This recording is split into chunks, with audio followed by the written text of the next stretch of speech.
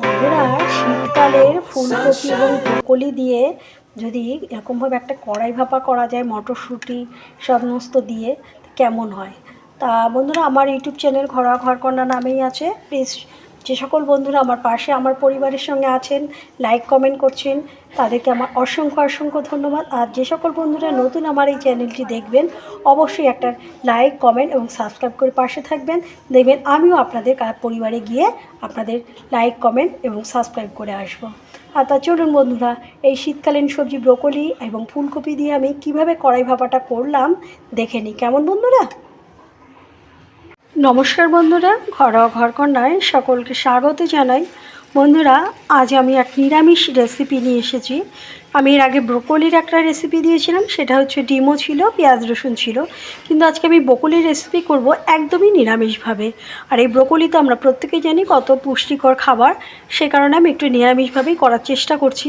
তো আমি এখানে একটা ব্রোকলি নিয়েছি, এখানে কিছু পরিমাণ আলু নিয়েছি, আর এখানে এমনি যে আমরা ফুলকপিটা খাই সেটা নিয়েছি একটু সবজিটাকে বাড়ানোর জন্য। তা এটার সঙ্গে আমি মশলা হিসেবে কি নিয়েছি, নুন নিয়েছি, হলুদ নিয়েছি, আর এখানে পোস্ত এবং সাদা সর্ষে বেটে নিয়েছি, এখানে টমেটো, এখানে হচ্ছে মটরশুঁটি, এখানে আদা কাঁচা লঙ্কা বাটা, এখানে ধনে জিরে গুঁড়ো, আর এখানে একটু এমনি লাল লঙ্কার গুঁড়ো। তা বন্ধুরা, আজ আমি করব ব্রোকলির এবং ফুলকপির আলু দিয়ে কড়াই ভাপা। হ্যাঁ, তা দেখতে থাকুন। আমি প্রথমে কি করছি, প্রথমে এই দুটো ব্রোকলি এবং ফুলকপিকে হালকাভাবে আমি একটু ভাপিয়ে নেব। বন্ধুরা, কড়াইয়ে জল দিয়ে দিয়েছি, জলটা ফুটে গেছে। এখন আমি এর মধ্যে একটু লবণ দিয়ে দিলাম। হ্যাঁ, আর এখানে এই যে ফুলকপি আর ব্রোকলিটাকে আমি একটু হালকা ভাপিয়ে নেব। এই যে গরম জলটা ফুটে গেছে, তো এর মধ্যে আমি দিয়ে দেবো, ফোটাবো না, এই গরম জলের মধ্যেই আমি 4-5 মিনিটের মতন আমি রেখে দেবো। হ্যাঁ, এবার গ্যাস অফ করে দেবো। এর মধ্যে যদি পোকা থাকে তাহলে বেরিয়ে যাবে, আর বেশি সেদ্ধ করলে ব্রোকলির পুষ্টিগুণটা বেরিয়ে যাবে। সেই কারণে আমি আর ফোটাবো না, খানিকক্ষণের জন্য আমি একটু ঢেকে গ্যাসটাকে অফ করে দেবো। এরপরে একটুখানি সময় হলে 2-4 মিনিট হয়ে গেলে আমি তুলে নেবো, ফুলকপিগুলোকে জল ঝরিয়ে নেবো তুলে। বন্ধুরা, ব্রোকলি এবং ফুলকপি আমি গরম জল থেকে তুলে নিয়েছি, এবার ঠান্ডা জলে আমি ধুয়ে নেব। বন্ধুরা, এখানে আমি একটা পাত্র নিয়ে নিয়েছি। এখন আমি ব্রোকলিগুলো দিয়ে দিলাম, আলুগুলো সব দিয়ে দেবো। এবার যত রকম মশলা আছে, হলুদটা দিয়ে দিলাম, নুনটা দিয়ে দিলাম, মটরশুঁটিটা দিয়ে দিলাম, লঙ্কার গুঁড়োটা দিয়ে দিলাম, ধনে জিরের গুঁড়োটা দিয়ে দিলাম, আদা কাঁচা লঙ্কা বাটাটা দিয়ে দিলাম, টমেটোটা দিয়ে দিলাম। এবার পোস্ত আর সর্ষের যে সাদা সর্ষে বেটে রেখেছি সেটা দিয়ে দিলাম। এবার আমি পরিমাণ অনুযায়ী সর্ষের তেলটা আমি দিয়ে দিলাম,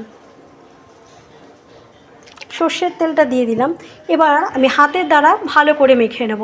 যেহেতু আমি একা ভিডিও করি, সেই জন্য আমি মাখানোটা দেখাতে পারছি না, আমি ভালো করে মাখিয়ে নিয়ে আসছি। বন্ধুরা, আমার সমস্ত সবজিটা মাখানো হয়ে গেছে। এখন একটু সেট হওয়ার জন্য এবং সবজিটা একটু নরম হওয়ার জন্য আমি 5-10 মিনিটের জন্য ঢেকে রেখে দেবো। এবার আমি কড়াইয়ে খানিকটা তেল দিয়ে দিয়েছি। এখন এই তেলের মধ্যে আমি এই যে সবজিগুলো যে মাখিয়ে নিয়েছি, ফুলকপি, ব্রোকলি, আলু, টমেটো, মটরশুঁটি, এটা এখন আমি দিয়ে দেবো। দিয়ে দিলাম। হালকা আছে আমি ভালো করে একটু নাড়িয়ে নেব। নাড়িয়ে নিয়ে হালকা আছে আমি একে হতে দেবো। আর এই যে গামলাটায় যে আমি মাখিয়ে নিয়েছিলাম, একটু সামান্য পরিমাণ গামলাটা ধুয়ে একটু জল দিয়ে দেবো। একটু জল ধুয়ে দিয়ে এবার ঢেকে দেবো। গ্যাসের আঁচটা আমি সিমে করে ঢেকে দেবো। বন্ধুরা, আমি ওপর থেকে একটু কাশ্মীরি রেড চিলি পাউডার দিয়েছি, আর এই যে আমি যে গরম মশলাটা আমি বানিয়ে রাখি সেটা আমি দিয়ে দিলাম। এবার ভালো করে মাখিয়ে একদম হালকা আছে হতে দেবো 20 মিনিটের জন্য। 20 থেকে 25 মিনিটের জন্য ফুলকপির ডাঁটিটা সেদ্ধ হলেই হয়ে যাবে। আর বন্ধুরা, আমার যে সকল বন্ধুরা আমাকে লাইক কমেন্ট করছেন, অবশ্যই অসংখ্য অসংখ্য ধন্যবাদ। এবং প্লিজ কমেন্ট করছেন, লাইক দিচ্ছেন, একটা লাইক দেবেন। কেমন বন্ধুরা? আর যে সকল বন্ধুরা নতুন দেখছেন, অবশ্যই একটা সাবস্ক্রাইব করে, লাইক করে, কমেন্ট করবেন। দেখবেন আমিও আপনার পরিবারে গিয়ে লাইক কমেন্ট সাবস্ক্রাইব করে আসবো। কেমন বন্ধুরা? এবার আমি ঢেকে দিলাম। দেখুন এই রেসিপিটা খেতে কিন্তু বন্ধুরা নিরামিষ দিনে অসাধারণ লাগে। বন্ধুরা এখন ঢাকনাটা তুলে দেখবো কত দূর হয়েছে। দেখুন ফুলকপি এবং ব্রোকলি প্রায় মানে যে ডাঁটটার যে শক্ত ওটা প্রায় অনেকটাই সেদ্ধ হয়ে গেছে, আর আলুটাও প্রায় সেদ্ধ হয়ে গেছে। হ্যাঁ, আর কিছুক্ষণ ঢেকে রাখবো, তারপরে আমি নামিয়ে নেব। দেখুন কালারটাও কিন্তু বন্ধুরা অসাধারণ হয়েছে। আর এরকম শীতকালে ব্রোকলি এবং ফুলকপির কড়াই ভাপা খেতে কিন্তু খুব সুন্দরই লাগে, অসাধারণ লাগে।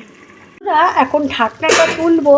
আমার ফুলকপি এবং ব্রোকলির ডাঁটগুলো বেশ সেদ্ধ হয়ে গেছে। দেখুন আমি এই যে দেখাচ্ছি, পুরো সেদ্ধ হয়ে গেছে, একদমই সেদ্ধ হয়ে গেছে। এখন যেহেতু পোস্ত দেওয়া এবং সর্ষে দেওয়া, আর পোস্ত সর্ষে জাতীয় জিনিস আমি অবশ্যই একটু উপর থেকে কাঁচা তেল দিই। আমি কাঁচা তেল দিয়ে একটু ঢেকে রেখে দেবো এবং একটা স্ট্যান্ডিং টাইমের জন্য আমি রেখে দেবো। আর নাড়াবো না, আমি এইভাবেই আমি ঢেকে রেখে দেবো। এবার আমি গ্যাসটাকে অফ করে 2-4 মিনিটের জন্য রেখে দেবো। খেতে কিন্তু এটা করলে পরে খেতে কিন্তু অসাধারণ লাগে, পোস্ত বা সর্ষে দিয়ে যদি কিছু করা হয়।